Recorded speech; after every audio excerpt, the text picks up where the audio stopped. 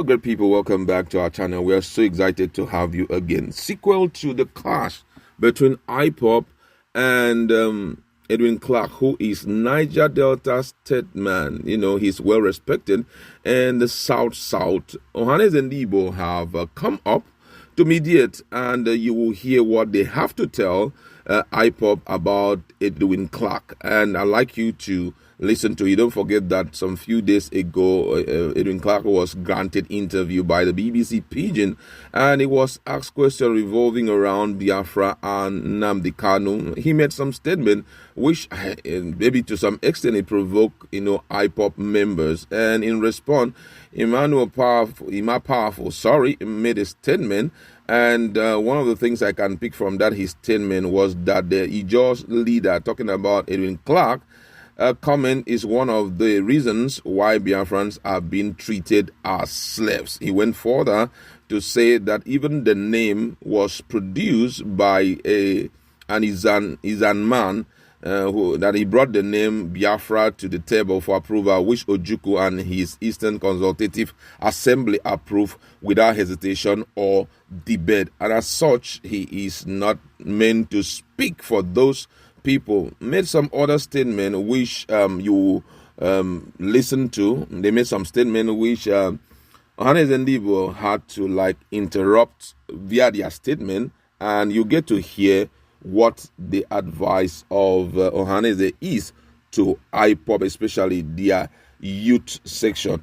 And we're going to be looking at that in a minute. But then before we continue, we'd like to encourage you to please subscribe to our channel by clicking on the red subscribe button and also the bell icon so that you can get notification anytime we publish our videos. Now, according to the news, Ohanaeze Ndigbo has cautioned members of the indigenous people of Biafra, IPOB, to be careful on how they go about creating enemies for Ndigbos and jeopardizing the Igbo relationships with their good neighbors. Ohanaeze particularly flared the unsavory remark IPOB made against the leader of Niger Delta Forum, PANDEF, Chief Edwin Clark, and apologized to Chief Clark for IPOB's youthful exuberance displayed against Clark.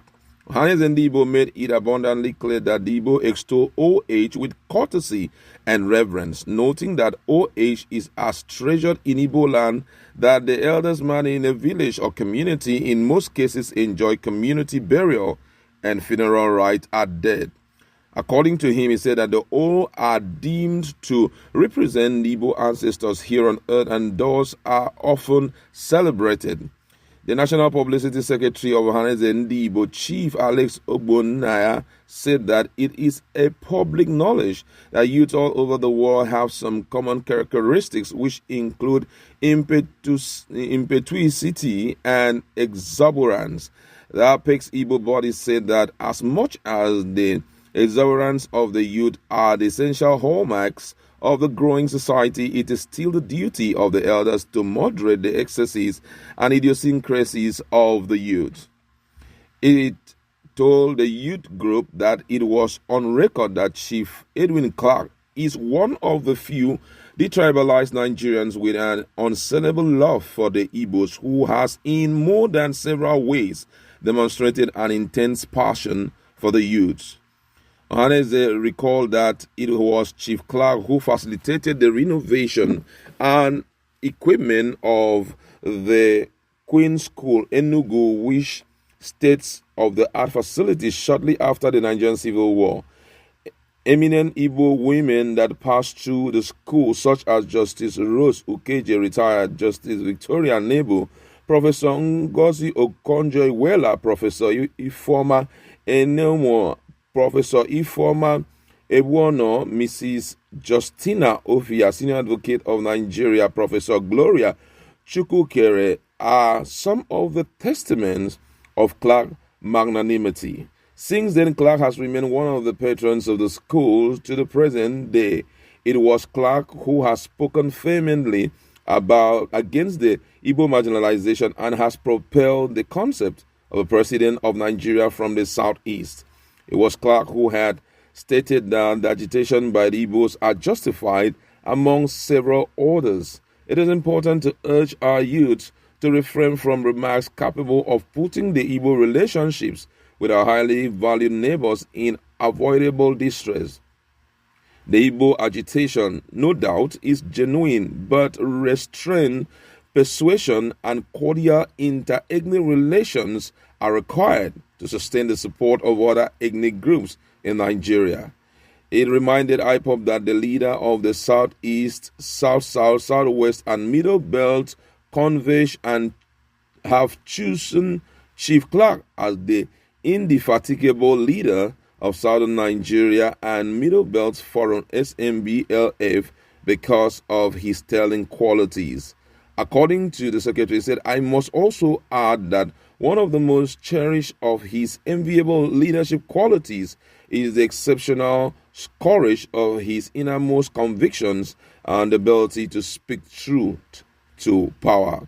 Ohanaeze Ndigbo Worldwide, led by Ambassador Professor George Obiozor, hold Chief E.K. Clark in a very high esteem. A profound admiration for him is beyond measure and will always condemn any form of attack on his person. We therefore hope that the unsavory remarks by our youth will not weaken his passion and commitment for the Igbos. That was a write-up, and it has triggered a lot of responses.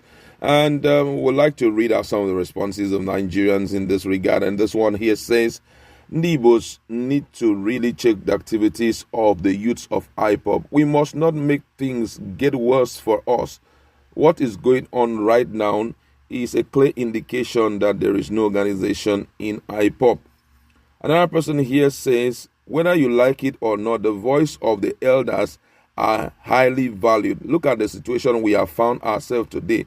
It is traceable to our statement, oftentimes against the elders of the land. We don't even respect our elders, even our chiefs. The governors are treading upon. That's why I have kind of reduced my support for IPOB. Another person here says they should go away.